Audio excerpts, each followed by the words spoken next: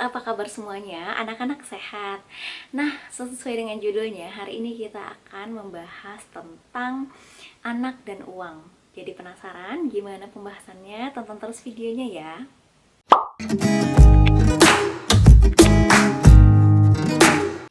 Nah, sebelumnya nih ya Mams, saya pernah membaca sebuah buku yang judulnya Make It Happen yang ditulis oleh Prita Gozi. Mungkin ibu-ibu semua juga udah pada kenal ya siapa itu Prita Gozi.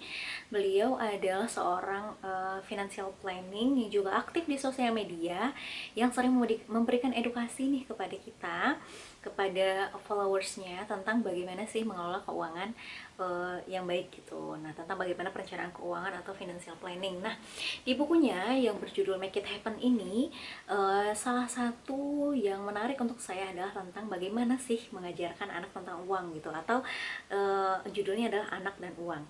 Nah, apakah mungkin mengajari anak tentang uang? Apakah mungkin mengajarkan kepada anak tentang proses perencanaan keuangan gitu? Konsep uang memang gak mudah dipahami, Mams. Jadi, apalagi untuk anak gitu ya, memang sangat sulit untuk dipahami. Tapi, ketika kita semakin cepat mengajarkan kepada anak tentang konsep uang, tentang konsep perencanaan keuangan, tentang bagaimana uang berperan dalam kehidupan kita, maka semakin besar juga kemungkinan anak untuk bisa menjadi orang yang sukses dalam hal finansial di masa depannya. Nah, seringkali sebagai orang tua yang bekerja ya, sebagian besar orang tua yang bekerja itu merasa dilema dengan hal ini. Jadi karena merasa ada perasaan bersalah, ada rasa kehilangan waktu bersama anak. Jadi cenderung gitu. Jadi cenderung untuk mengganti waktu yang hilang dengan memberikan yang terbaik kepada anak gitu.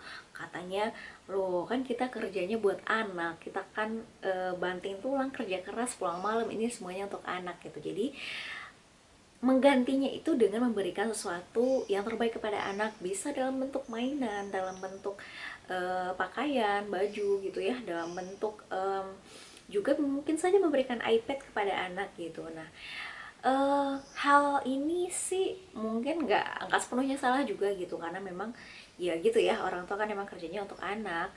Tapi ketika hal ini tidak kita seimbangkan dengan memberikan pengertian, dengan mengedukasi anak tentang uang, maka anak akan cenderung menjadi konsumtif gitu. Anak akan hanya taunya itu minta aja gitu, nggak karena dia nggak tahu dari mana benda ini bisa berasal, bagaimana orang tuanya bisa mendapatkan benda ini untuk anak. Maka cenderung ketika dia pengen sesuatu, dia cuma akan minta aja, dan ketika nggak dapet justru dia akan bisa ya tantrum atau ya memberontak lah gitu kalau misalnya dia tidak mendapatkan keinginannya.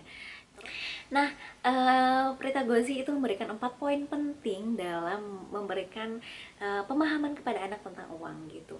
Yang pertama adalah earning money, memberikan pengertian, pemahaman kepada anak tentang bagaimana uang itu didapatkan.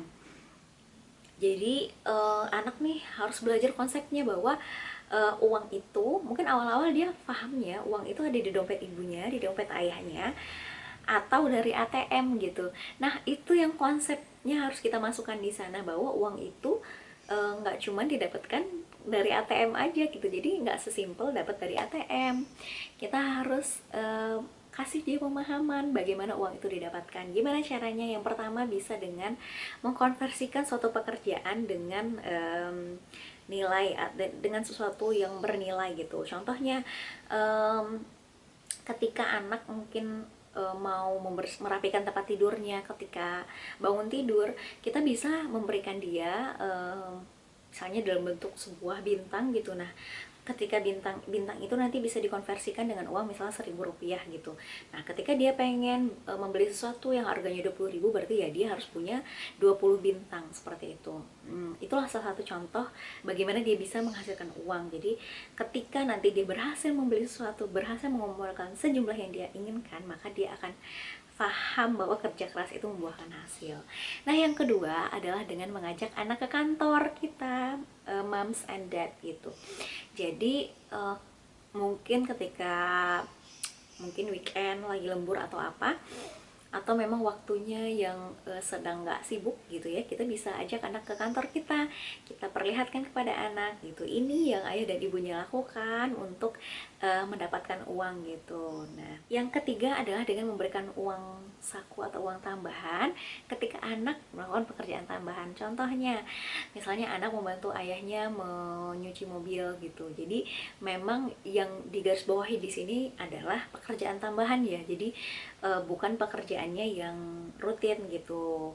Jadi kita memberikan penghargaan atas pekerjaan tambahan yang dilakukannya. Kemudian yang ketiga bisa saat memberikan bonus saat anak belajar puasa contohnya. Nah, yang perlu digarisbawahi di sini adalah kata belajar. Jadi kita bisa ngasih bonus kepada anak selama dia fase belajar berpuasa. Tapi ketika puasa dia udah bisa puasa dan puasa sudah menjadi kewajibannya, kita udah harus stop tuh untuk proses ngasih imbalan kalau anak mau berpuasa. Nah, itu tadi bagaimana cara earning money. Selanjutnya kita juga harus mengajarkan kepada anak tentang bagaimana spending money gitu. Jadi, uang itu ada memang untuk dibelanjakan, untuk digunakan sebagai alat tukar untuk mendapatkan apa yang anak inginkan atau anak butuhkan. Nah, jadi uang bukan cuma buat ditimbun aja kayak si Paman Gober ya, mungkin pada tahu semua. Um, Hal yang perlu kita lakukan di sini adalah mengawal anak, mendampingi anak untuk supaya anak bisa memahami apa yang menjadi yang poin keinginannya dan apa yang itu kebutuhannya gitu. Jadi kalau kebutuhan adalah sesuatu yang ketika anak mendapatkan ini akan memberikan tambahan nilai gitu, akan memberikan sesuatu yang menambah nilainya.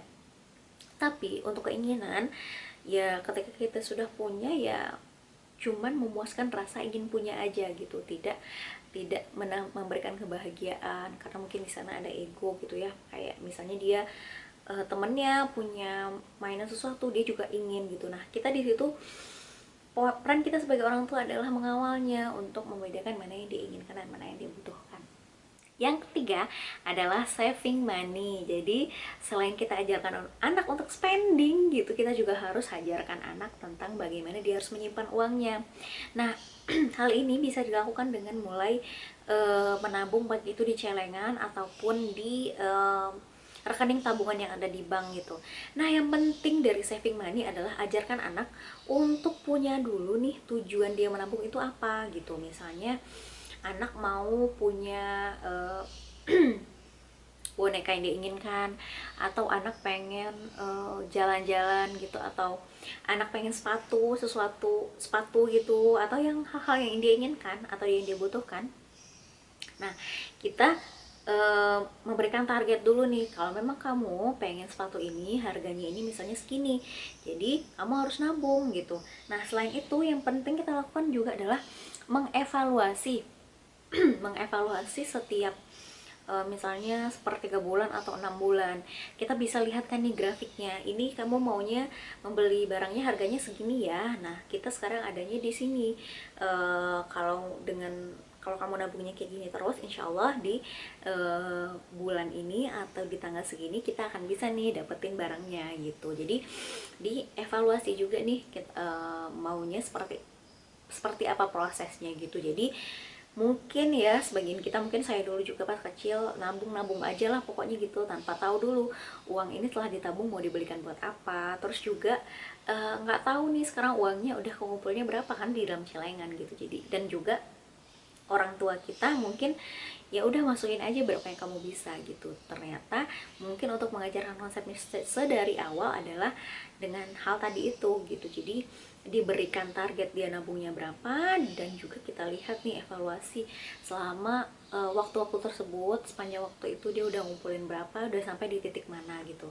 Nah, setelah nanti tabungannya itu mencapai nominal yang diinginkan, kita harus membelikannya gitu, atau memang membelanjakannya atau menggunakannya memang untuk sesuatu yang sudah kita targetkan di awal tadi, supaya anak paham lagi bahwa usaha itu membuahkan hasil gitu. Jadi yang selama ini udah dia earning money, dia udah mengatur dia nggak jajan misalnya.